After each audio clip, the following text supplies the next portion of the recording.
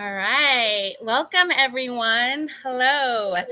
My name is Devi, and I am an executive assistant at Pacific Islander Health Board of Washington, which is really fun because I get to do a little bit of everything. And today I will be hosting our talk story. The topic is summer self-care, and we have a really special guest. She is an independent doula and has been for several years. She was trained with Doula International, and she's also a midwife assistant. Her passions are herbs and oils, and she incorporates them into her practice with her birthing patients and moms. So, welcome, Lauren Doula. Hello, everyone. Thank you so much, Debbie, for having me. It's really awesome to be here. Just a little more about what my passion is when it comes to holistic birth keeping. I do a lot of postpartum massaging. I do a lot of perinatal yoga, whether that's in prenatal or postpartum. Lots of healing through food, also incorporating herbs and oils with those massages and things like that. Lots of sleep support for moms, whether that's just learning a routine with baby or helping baby gain a sleep routine. So yeah, there's lots of different things that I do in the holistic realm of things, just the natural physiology of birth, and then the natural practices and traditions of healing and postpartum. Okay, I'm really excited. That was a lot. Thank you so much. We have a banner up there that has Doula Lowe's information, her Gmail, and we'll definitely be giving everybody your information. Where are you from? And it sounds like you do quite a bit. So do you do postpartum doula or birthing doula or? Yeah, so answer the first question. I'm from Michigan originally, the Anishinaabe people originally, and now here on Duwamish territory. So just kind of getting the lay of the land here. But yes, I do a lot. I am a full spectrum doula, so I do birth work. I do birth, I do postpartum. I also do abortion doula services. I was doing grief and bereavement, but just because of how heavy that work can be, sometimes I took a step back because I realized it wasn't good for my mental health. So ultimately, I had to make that decision on was that a part of my doula work that I could continue? I will do that work when it really calls me to, but it's not something that I just have people refer me for or anything like that. I also do a sibling doula support, which literally just means that you're supporting the sibling as a doula instead of the birthing person or the other parts of the family. You're just strictly focusing on sibling support. And sometimes that looks like, staying with the sibling while mom goes to have, the second baby, third baby, or whether you're taking care of one sibling or multiple. So similar to, it sounds more like nannying services, but the way you support children as a doula, especially the siblings of other kids, you're also teaching them what's happening. You're teaching them about birth. You're teaching them about labor. Maybe you're even, especially at a home birth, maybe you're even helping the child understand what's happening in the home birth or the different stages mom is in labor. So it looks different all the time as far as sibling doula support. Also, fertility support is something I do as a doula. And just being a prenatal yoga instructor, also incorporating that in my doula work. And I was trained as a prenatal yoga instructor through a couple of different organizations where I did continuing education courses after becoming an actual just certified yoga teacher. I went on and kind of added on a branch of prenatal yoga certified, so that way I knew the contraindications of poses that you could do in prenatal yoga and postpartum yoga and what poses to avoid. Okay, wow. Just thank you so much. That was amazing. I think I really liked how you said that you stepped back from one of those one of the facets that you were talking about because of your own self-care. Yeah. And I also love how you offer so much because then whoever you're working with, whichever mama you're with, you kind of can tailor whatever her needs are and kind of go into your basket of tools and say this massage touch would be really necessary right now for your own self-care, or I think if I can take the weight off of your children, the burden of having your children. So that's pretty amazing, and I really am glad that we're here talking about self-care with you. So thank you. There's so much to highlight in that, but we're here for summer self-care because it's the summertime and it is hot. So if you could explain to some of our guests and our moms out there, and just even the Pacific Islander community in whole, what does self-care encompass? What is self-care? Yeah, so I think self-care I think it really is subjective because everybody has different needs. And so it's one of those things that you can't necessarily generalize, but you can give kind of like a general idea of it, but it can't be just like generalized based on the people. So like what looks like self-care for one person may look nothing like self-care for somebody else. I mean, that's totally okay. So especially especially when it comes to like culture wise, that being an important impact on what self-care looks like. Because for some people, maybe going to the beach is their self-care, and other people, maybe it's being in the woods.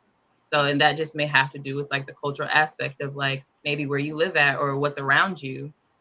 And so that, I mean, even those are small self-cares, and self-care also doesn't always have to involve spending money, is what a lot of people tend to not understand. People often think, well, self-care has to be going to the spa or getting my nails done or getting facials or buying lots of clothes or buying, the things that make me happy. Like you don't have to spend money to like, do self-care. It really can be just as simple as like taking a walk outside or getting some fresh air, sitting by the lake or dipping your feet in the ocean water or, maybe going for a bicycle ride or something.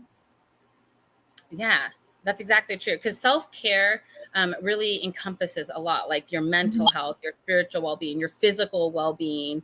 And you kind of touched base on all of that with your practice. Your whole practice is about self-care, whether it's like what you're putting in your body in the food and using it in medicinal ways, or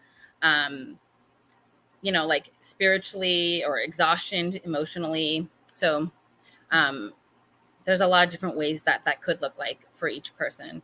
But why do you think it is so important? Just in general, why is self-care so important? Yeah, just in general, even outside of perinatal health, self-care is important just because it gives us a balance outside of our day-to-day hassles.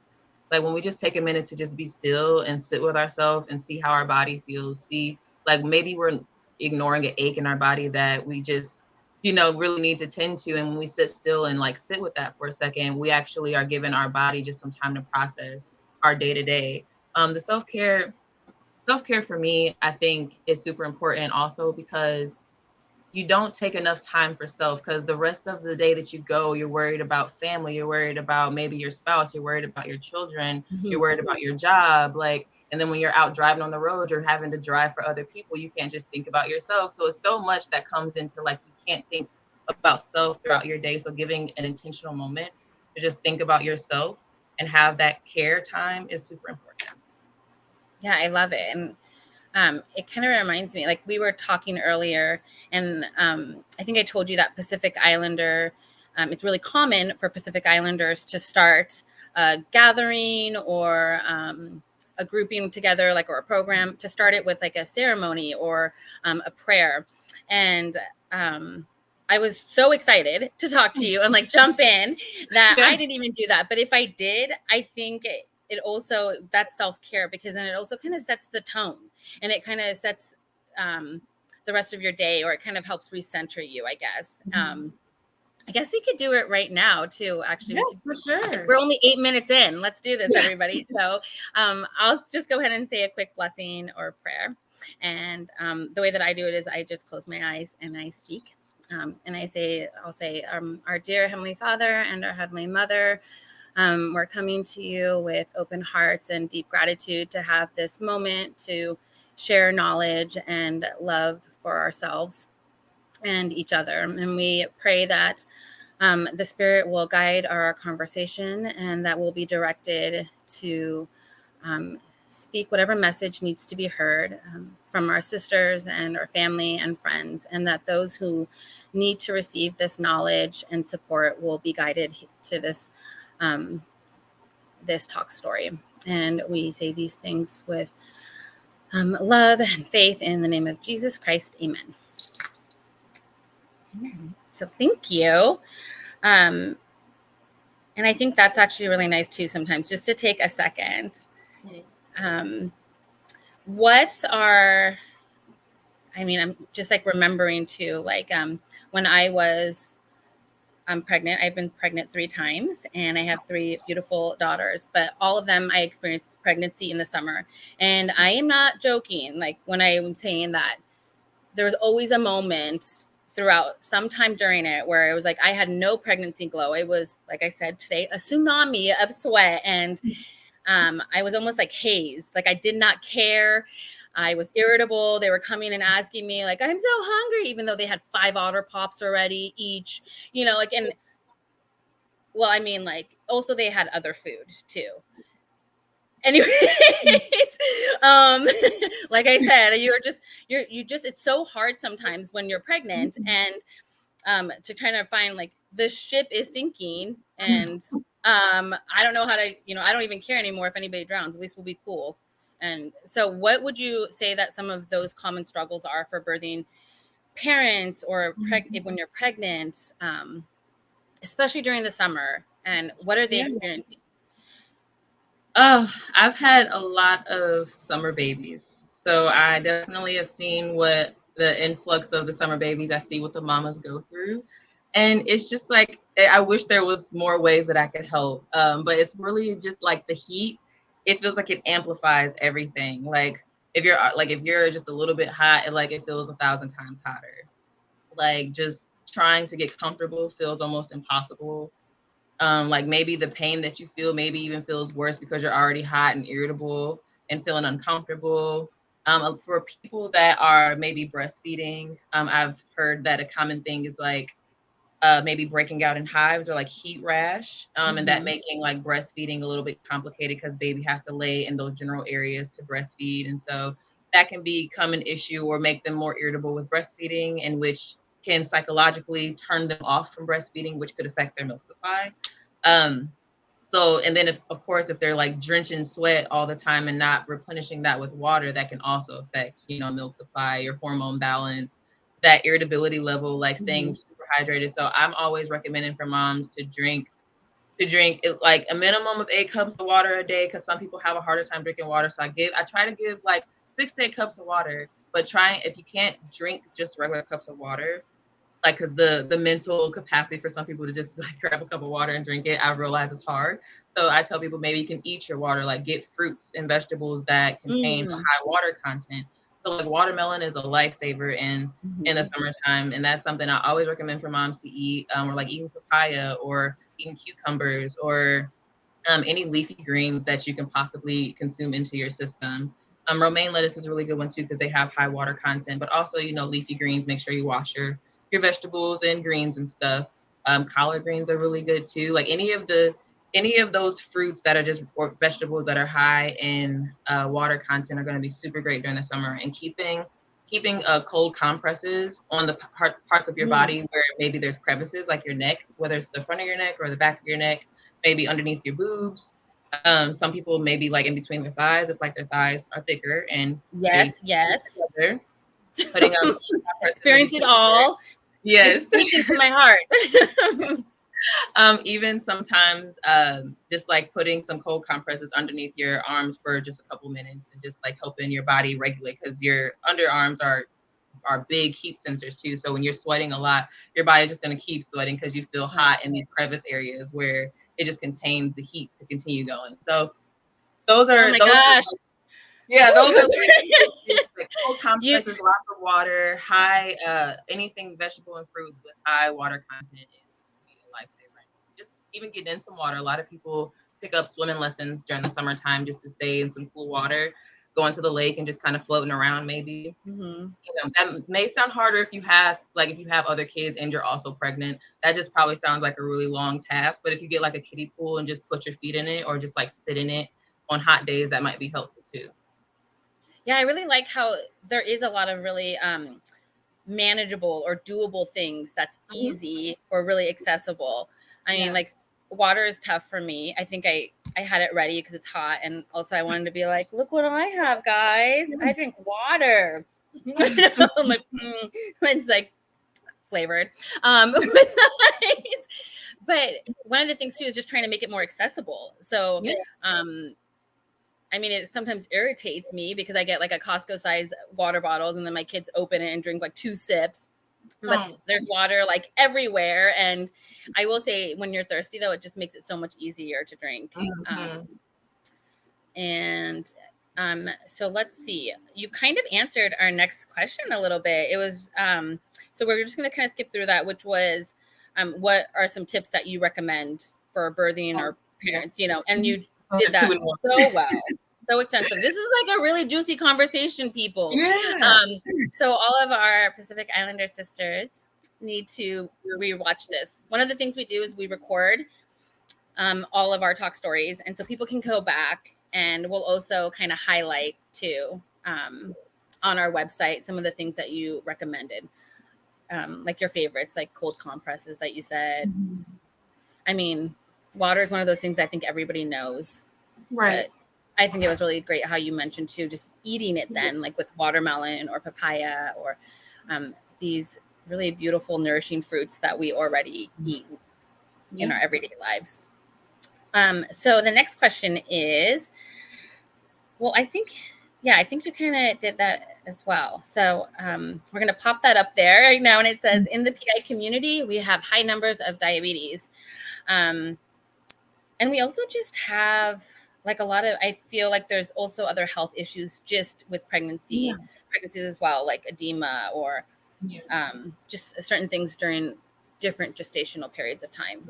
So what's one of your favorite tips to give during birthing people when they're experiencing any of these things? And if you want to give us an example, that'd be really great. Yeah, for sure. I mean, I think that is definitely shared between, you know, Africans, Black Americans, Pacific Islanders, just in that shared genetic culture, that ancestral those ancestral issues based on like maybe the foods that we eat that may cause like the diabetes or high blood pressure or high cholesterol or any of those things that are detrimental to our long-term well-being. So I mean, some tips really is kind of going back to like the fruits and vegetables, but more so like for like diabetes specifically, when it comes to like your sugar intake, I always recommend that, especially during pregnancy, that people get an at-home glucose meter where they can test their blood sugars at home. So that way, when you go to prenatal appointments, first of all, you can avoid the glucose test that way. If you're already checking at home, you don't have to worry about taking the nasty glucose drink because you're already aware of what your levels are. And you can decline anything that they say in the first place. So if you are already doing your due diligence to make sure you know that information, you don't have to have them go behind you and do it. Also, you're more in the know about your body now than providers are. So that way you can tell them like, well, I know that my blood sugar levels are always this level, or they're always this level around this time because I'm doing this or something like that, to where you just really know your body. Also, knowing food sensitivities is super important. So there is a way to get food sensitivity tests. I believe you can do that with naturopathic doctors. I'm not sure if you can just do it at regular clinics. I would look into it. I'm not sure what's available here in just Washington because they have a lot of different things in comparison to other states that I've been to. They have a lot more to offer. So I would just kind of look into that. Also, a big thing is eating to match your blood type. All blood types have different diets. And that is something a lot of people don't know, but even naturopathic doctors or homeopathic doctors will also tell you that eating for your blood type is super important, and that can also help you avoid a lot of those issues like gestational diabetes or just regular diabetes in general, colon cancer or GI tract infections or consistent urinary tract infections or any of the things that are constantly like running rampant or that you experience consistently, whether it's during pregnancy or outside of pregnancy. A lot of that can help because diet and the way you take care of your body and being intentional with what you consume plays a really big part in how your body continues to grow further on. Okay.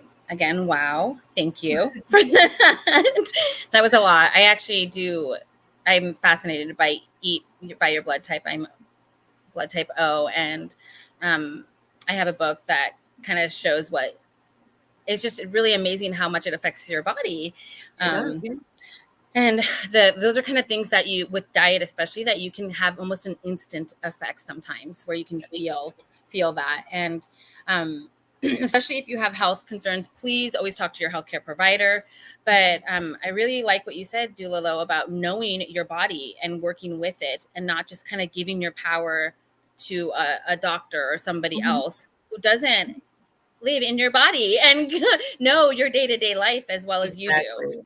And so that's one of the things that can really build your confidence and empower you if you know what's going on. Like, I feel dizzy in the morning, but I found that water really helps because I'm just dehydrated. Or I know at 3 o'clock I'm going to get really tired and grouchy. And so a lot of self-care, like you can have maybe a quick snack ready to go, or a time where the children now are doing something else, or you can find help for that. And I think that's what a lot of self-care is too, is preventative work almost, especially that's why it's so important to have a doula, because they can help you see those spots in your life that's causing stress, or really those barriers that make you feel like, I don't have time for self-care.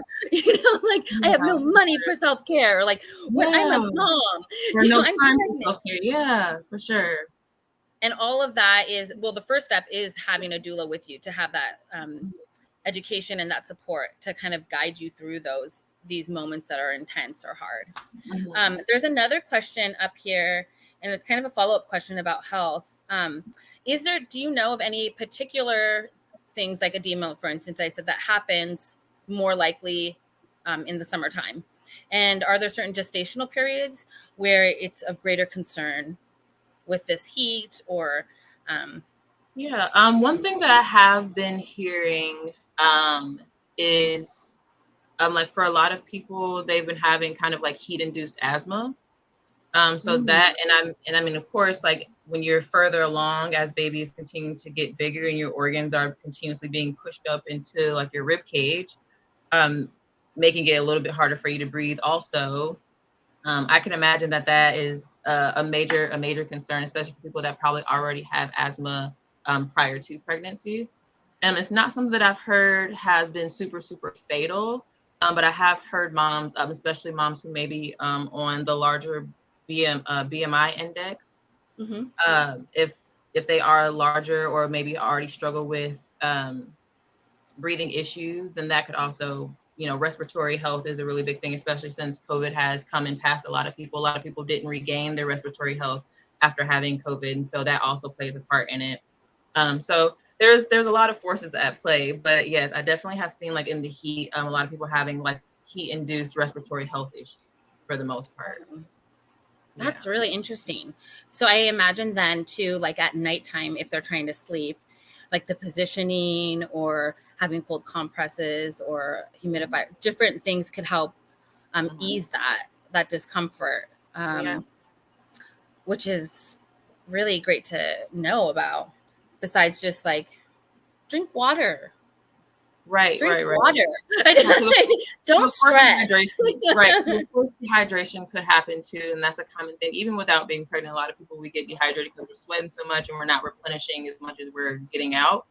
So I mean that can happen too, but a common one has been really more of like the heat-induced asthma for people who maybe also have allergies already, like that making things worse, like clogging their sinuses and things when it's really hot. So if someone had those concerns or is facing or doing like experiencing these, that would definitely be something to speak to your healthcare provider with, or a midwife, or even bring it up to your doula. I think a lot of times the first person besides your partner or your trusted family, like your mom, for me, it's always my doula. Like whenever I'm having like a new symptom, I just kind of go to her, and then she can help triage or let me know, okay, this is what we can do. It's actually not that big of a deal. Right. You're just experiencing a lot right now. And I can see that. Or, I'm a little worried about that. I'm kind of concerned. Right. So it's never a good sign.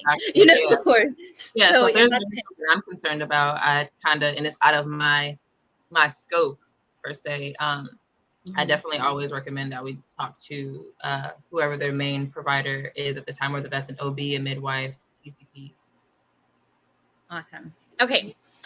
I just wanted to always reiterate that.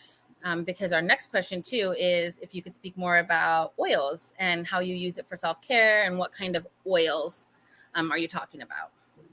Yeah, so all the oils that I use or make, they all have a different use. So like massage oils, I'm like if I'm using oils that are for if I'm making an oil that is geared towards like decreasing inflammation, I'm using different herbs.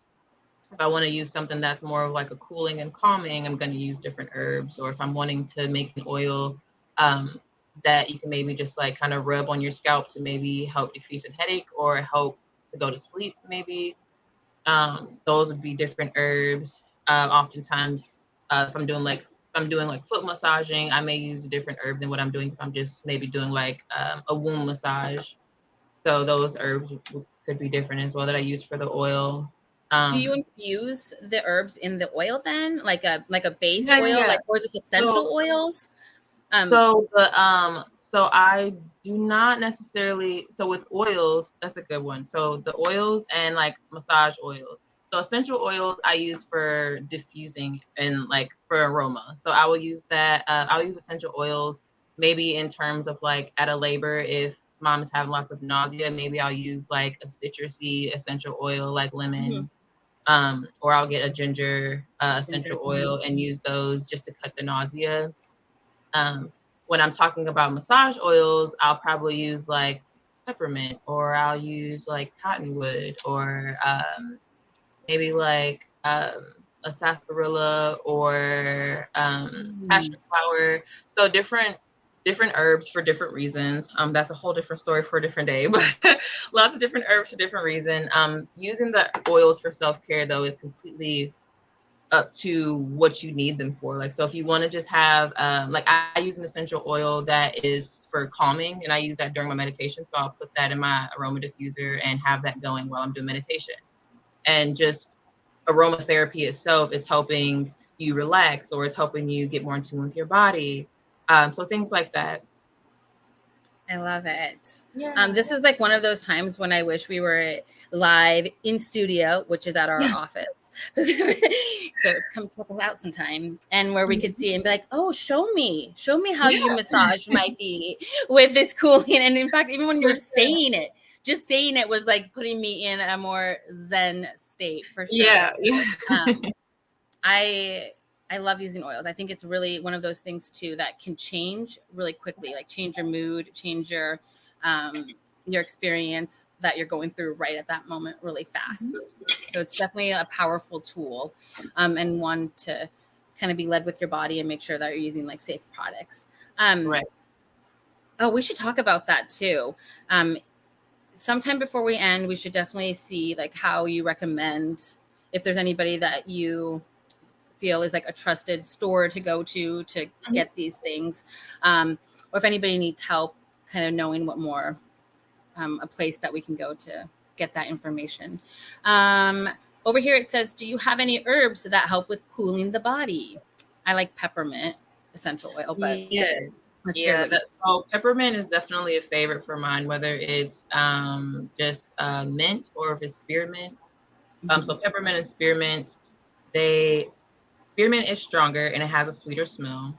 Mhm. Peppermint is also just as strong, but when you make it into an oil, it's like super, super strong. So always use minimal amounts of the peppermint oil, or it'll feel like you just put icy hot on your skin. So try Yeah, not or to use. use a carrier oil with it, Yeah, yeah, the yeah, the coconut carrier oil or oil stuff. jojoba oil over it. Right, I used to right. put it on with a cold towel too, if I felt like I was almost Yeah. having like a fever because it was so hot. And then my kids would be like, "You smell like gum. You smell like mint gum." Just Yeah, so I've like I also don't done have that any. for I've also done that at home births before. I'll sprinkle some peppermint and spearmint inside of a towel and I'll just fold it inside the towel and I'll go and wet it with cold water and just put it on their lower abdomen, like as we're waiting for placenta to come, just to kind of help decrease some of the cramping. And that also Yes, helps cool the sis. body. Yeah, because your body I, gets really hot while you're laboring and things. You're going through like your personal summer and like a personal winter all at the same time. So peppermint is a really good one. I mean, I want it like right now. My body's really Mhm. hot right now. Just like put some in my And I'm not even pregnant. So, right. and that's another thing is like all of these things are great because you can use them for wherever you are, Yeah, whatever stage you are in don't your have to be life. pregnant. Yeah. Um, yeah, but especially when you are, these are some good tips. Mhm. Um, gosh, there's been so much too. I want to make sure that everybody can hear them and understand like all the things that you have that are available for you to have like a much more comfortable birthing experience or just even labor. This is just kind of a curiosity question, and also we would just like to know, did you learn from women in your family, or had you take classes? A lot of times with Pacific Islander women, it's passed down generationally. There's special in the community, there's like almost like medicine women or midwives or family traditions and things like that where we can learn. Yeah, so it's actually more of learned from women in my family and a little bit of like taking classes. So I learned most of my life, everything that I know, I've learned it from the women in my family. I didn't start seeking classes until probably the last like 5 years is when I started seeking classes for things that were more so not outside of my culture, but just to be more culturally competent. I started to take classes with like indigenous folks just to kind of learn outside of my Black African practices, or Native practices that I've picked up from my Native family that is still very involved with their practices. But otherwise, yeah, it was the stuff that I felt like I couldn't find in my family, that it was too hard to find within my family. That's when I sought out classes.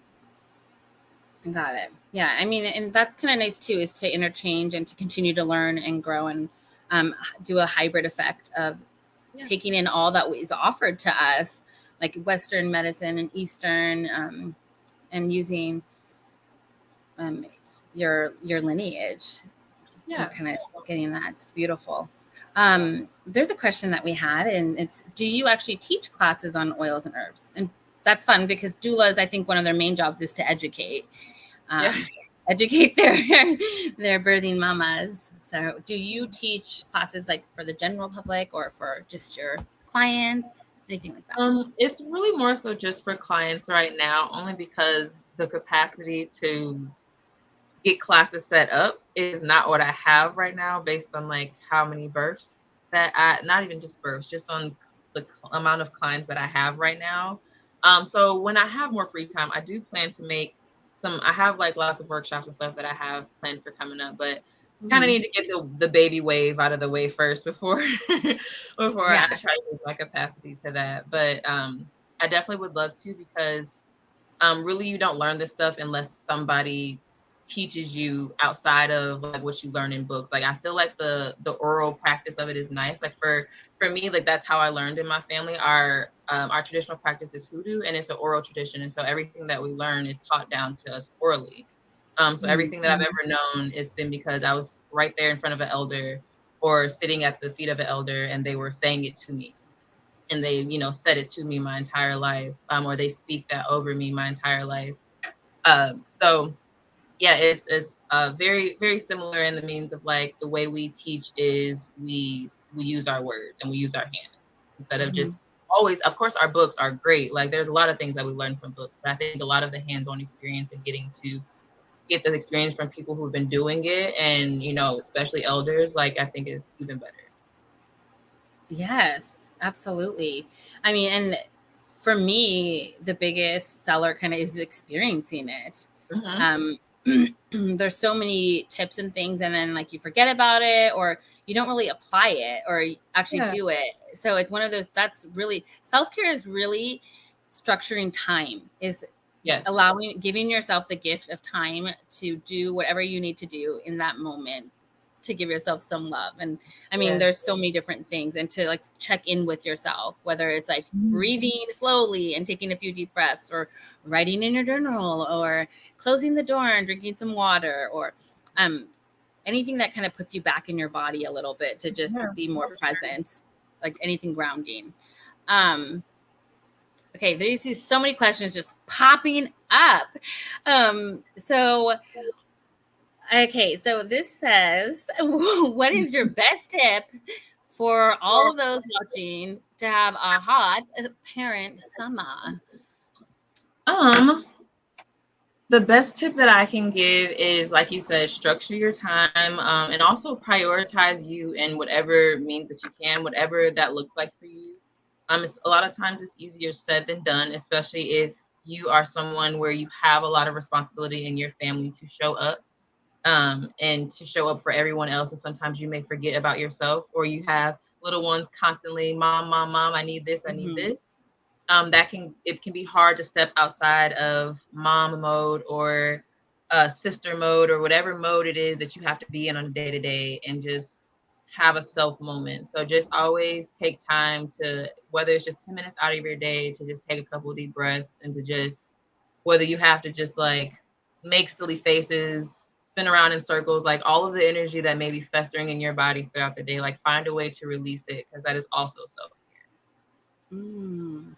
Okay, that's kind of nice. Maybe sometime we can like show a little practice of how what that Mhm. looks like and kind of do it, experience that together as a collective. Yeah. um, First of all, thank you so much. There's a little comment that's just giving you praise and gratitude Well, and says, thank thank you you. so much for this. It's great help for this heat and pregnant ladies, and it really is.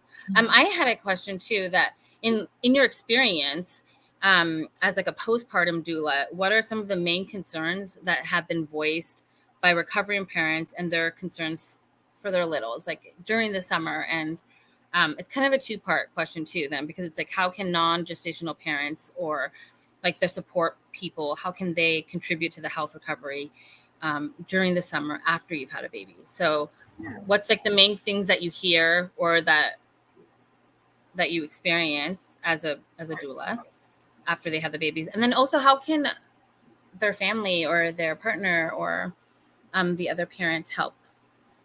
Yeah.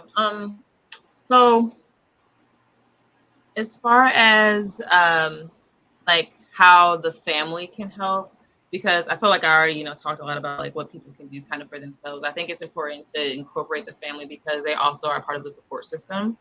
So a lot of what they can do is maybe being just encouraging words of like, you Mm. know, you're healing, or you're getting better, or you're doing great with this, or you're adjusting well in your routine, or any of the encouraging things that they can possibly think of. Maybe sometimes wanting to get mom out of the house. As a postpartum doula, a lot of times I see moms like they get so hunched into the house to where Mhm. there's moments where I'll come for a visit and I'll say, let's go out for a walk, or I'll say, meet me at the beach, or um, I say, we'll maybe take a walk around your neighborhood, or we'll sit out on your balcony or on your patio, or we'll go walk around barefoot in your backyard. Mhm. Something that just gets them out of the enclosed space and gets them some fresh air, because even that, I think, makes a lot of people realize like, okay, I am doing this. I'm taking a Mhm. little break from, I mean, even you don't have to take a break from baby. You can bring baby too. Um, Sometimes even I'll like baby wear, and mom can just like kind of walk, or mom will baby wear and we'll walk and just talk. Or we'll like walk to their favorite park, or walk to like their favorite store, or like cafe or something like that. Something that makes them feel like they're getting back into themselves, into what they were doing Mhm. prior to pregnancy. So Yeah, I yeah. really like how you transition and bridge that for them, because I think it's so easy after you have your baby. Your whole world is changed now. And so you're in this cocoon almost, and it's easy to Yeah. get stuck in there. And I mean, one of the things we've talked about on Talk Story is postpartum depression, and like Yeah. understanding like what that looks like, how common it really is, and like what people can do to recognize those symptoms and then to help mom um, get through that. Yeah. Um, Anyways, so if you have any tips about that, and if you can speak a little bit more about that, that would be great too, because that postpartum depression is a real thing, and Yeah. definitely needs to. The more we speak about it, the more aware we are of it as a Yeah. as a people. And then after that, there's another question that was popped up. Okay. Okay. Yeah. So with postpartum depression, a lot of it comes from the hormone shift that's happening in postpartum too. Your hormones are basically going through a roller coaster of trying to like recenter and balance out. A lot of time for people, if they're already maybe experiencing some hormone imbalances due to how they're transitioning, in their postpartum, that can also add into a little deeper symptom of baby blues. And I've often seen baby blues kind of turn into a mild case of postpartum depression. Postpartum depression does not happen for everybody either. Same way postpartum hair loss, postpartum swelling or postpartum preeclampsia, like all of those things do not happen with everybody. Just because something is common does not mean that it is normal. It's more so just that there's a commonality happening with the way people are transitioning in their postpartumhood that maybe we should look into more. I love it. What are some of the things then that you like see and that you recommend besides like sleep? I know sleep is so important. And going outside, and you did mention a lot of that stuff too, like just even going outside is such a huge relief, I guess. Or so what are some things that you recommend if you start to see, or if you notice there's it's a little bit more than just feeling stressed? This might be some baby blues, like you said, or might be a little bit more serious. Right. So for me, what I'm usually seeing is like not just the lack of sleep, but like forgetting to eat, forgetting their normal day-to-day hygiene, maybe even forgetting to like maybe just like do their hair a little bit, or change of clothes, or small things, like even just getting up to move around more instead of being confined to like their bed, or some things that I've seen with those increasing postpartum depressions, for sure. Okay, thank you so much. And there was 2 questions. There was another question before this one, and it was like something, what do you recommend for like swollen feet, like that whole edema thing? It's real. I mean, I have it right now. Just from this.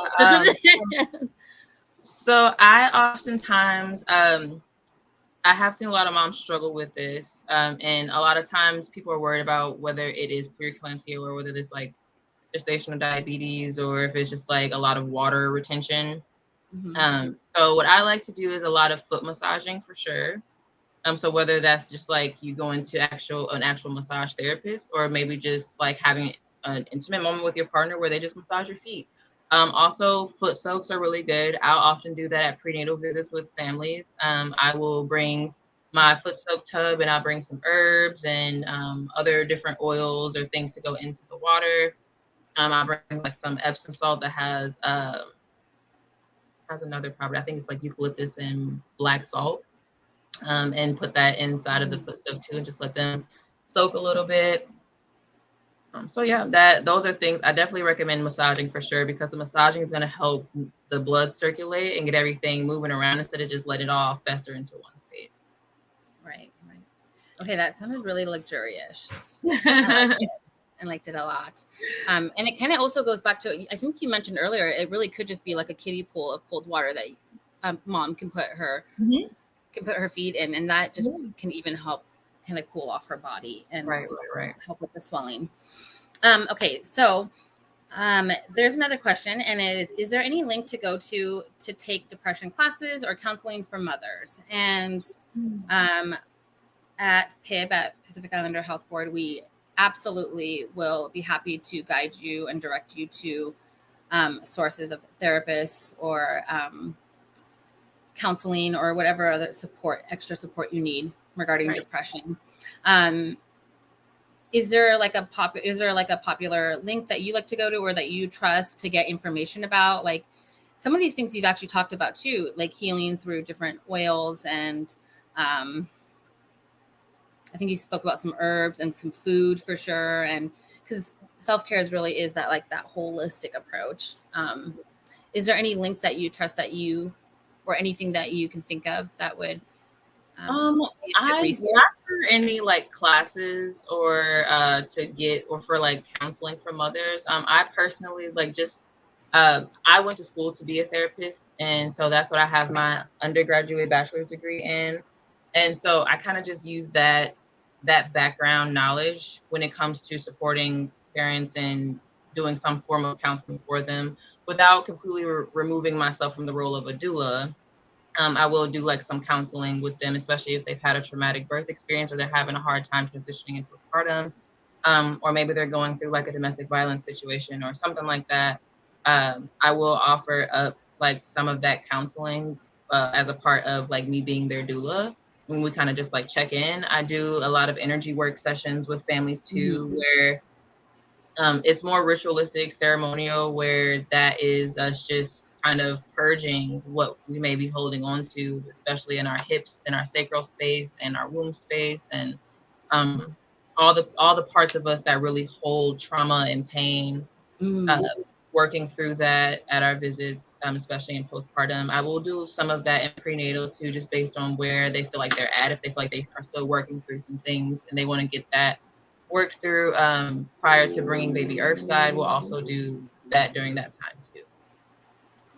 What I really liked what you were saying is that all of these things help you to know yourself better and help you to really touch, like it touched about like your own power. Like we've said before too, is like saying like you're listening to your body and seeing what it's saying to you, like, ow, it hurts over here, or like I'm feeling super overwhelmed. And then like, let's see if this is something that's like emotionally troubling you, or if this is something that we can carve out some space to help release that kind of tension. This is for someone. Is there any counseling? I'm sorry, I don't even know what that word is. Like, facilitate for someone. So facilitate. Oh, okay. Try again. Type it in again. It sounds like, seriously, it sounds like a medicine. You know, like Zoloft or something. Anyways, is there any counseling links or agencies for private therapy counseling that mothers can rely on and go to for help? So there absolutely is, and we'll have to do a little bit more research on that because I just don't have it on hand.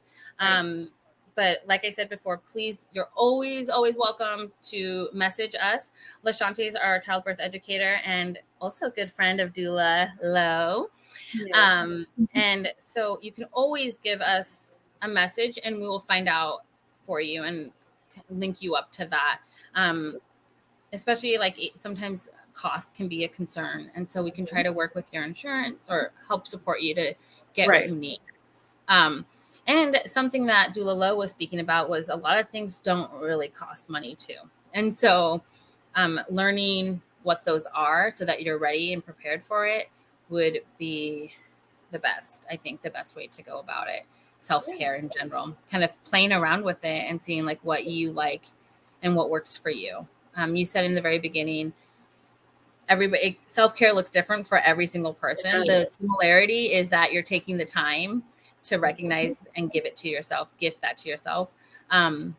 But what is like your self-care routine, or like your go-to if you're just feeling like you only have like 5 minutes kind of thing?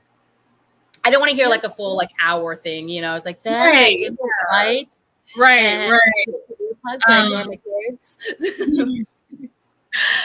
So my own self-care really always involves me getting out in nature. I find that that's super calming for me, whether I'm going on a hike or just going to like sit by the lake or put my feet in the lake, or just going for like a scenic drive. So anything that I can do to like get outside and be with nature is like my biggest form of self-care. A lot of times I'll also incorporate like some type of artistic craft. I am a very artistic person, so I do lots of different things. A lot of that helps me in self-care as well. I express through my art. Also like dancing, just being with family. Sometimes it just looks like spending time with my wife. So yeah. I love it. I really like too how that works for you, and that you've been able to figure that out. And that's kind of what I was saying. Like that's the fun part about what we can do now on our own, is to just take that time to figure out like, oh, this feels good. Like not having to just right in this moment, I'm not going to worry about dinner or my feet feeling swollen or anything else. I'm just going to color with my child, for instance, and like really be engaged with them by coloring. Or I'm just going to show up for myself and listen to music. something for me that always works too is it's kind of like my nature's antidepressant or something is just literally going outside too. And I'm not trying to copy Moana because I'm older than her, and so she technically copied me, but it really does like call to me. The water calls to me, and there is something I think that Pacific Islander women can all kind of relate to, is like land and nature and all of those like abundant gifts that our mothers experienced, and our mothers' mothers, and kind of going back to those roots to like feel water and to be refreshed, or to feel the earth and to experience that. Somebody mentioned, and I think this is definitely something that's really helpful too, is prayers. And that can be like in the form of meditation, or literally calling down angels to come and support you, or speaking to God. But definitely don't overlook prayer, or like the power of prayer, or the power of just meditation either. Yeah. Like just in that space within yourself, for sure. Okay, so we have about 10 minutes. Does anybody have any questions, or anything that they want to share about how they self-care, or some tips for pregnant mamas? Anything for Doula Lo? So what I'll do is, now that I put that out there, everybody who's watching can feel free to type it in, and we'll get to it within this little time. We also want to say thank you so much for coming. Surprise, Doula Lo is so generous. She is going to give 2 giveaways, an herb and an oil. And do you want to just say kind of what they are, or how you use them?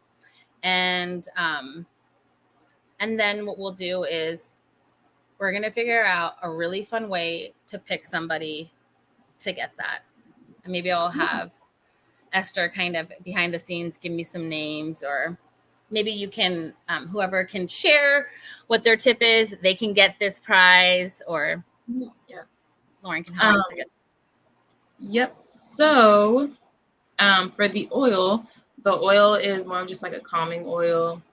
So you can use it for massaging, or you can maybe use it as like putting it on maybe after a shower, maybe like on your feet as you are getting done. Or you can also use that same oil for your hair, for your scalp, if you would like to. The same calming effect happens, except it's going obviously from your temples down. So that is the oil. The herb is an anti-inflammatory herb, so you can use that as a tea, or you can use that as a bath. Oh, awesome. Yeah. So what we'll do is we'll give you guys more details on how to collect it. Probably coming to our office would be that. And then also there'll be a little instructions on some tips on how to use it, or ways you can. And maybe what we can do right now is just do maybe like a, sorry, I think I'm hearing an echo, and that does not sound good. Is that testing? Okay, cool. So let's maybe we can do one of those practices that you were saying, and we could do it together. We can kind of close with maybe like a grounding, or like something that you said was like touch, or just like a deep breath, and then we can whoever does a comment, like, or share of this, we'll get your name. Do it fast. So then first, does that sound good, Lauren? Yeah, that sounds great. I was like, we got to get the first 2 people. Let's do it. We'll get the oil or the herb. So the first 2 people to comment and like and share. Oh, right there, Linda. Yes, stay hydrated with water and ice. There's one more. I kind of hope nobody does, because I really want it. I've given a lot.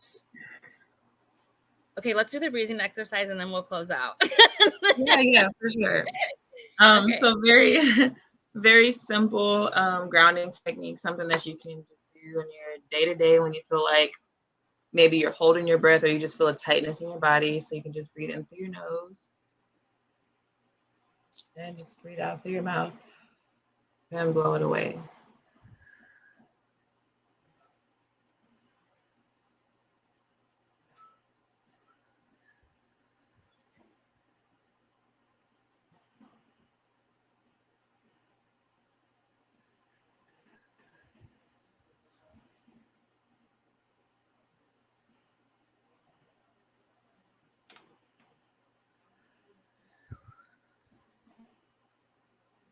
Great.